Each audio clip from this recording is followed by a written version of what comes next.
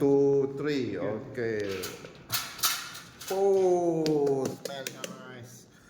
Oh. مقلوبة. Luba. Oh.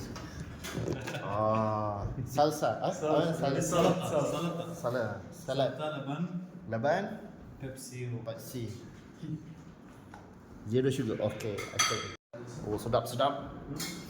Hari ni 3 pelajar PGC menjamu saya makan nasi makluba.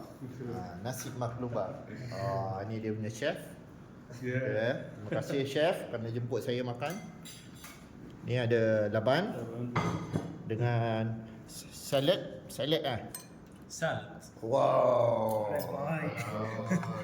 Kambing. Lamb. Oh, shot. Okay, terima kasih semua. Wow. Baik.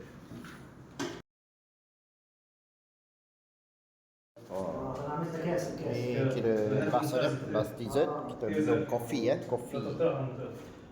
Iraqi coffee Arabian coffee. Arabian coffee. قهوة عربية. But it's قهوة عربية. From Iraq. From Baghdad airport. Huh? Why don't have coffee in the region? We have. Ni. Oh.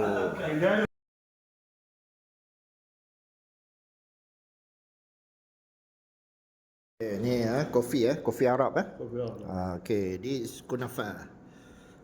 Okey, ni apa? Dessert. It's called miramia. Miramia. In Palestine. Sham Maramia. This is Lipton. Only Lipton. But the tree that in okey, this pot ni is teh Maramia. miramia. In Yemen we call it marmaria. Okey, teh bau rempah, spicy this ada Sitter. Not weed. wow. It's not weed. It's a plant. This.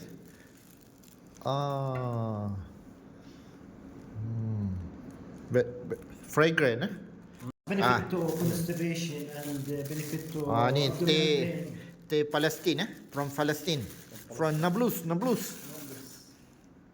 Okay, tengok dia buat teh dia. Okay. How much? No need. No need.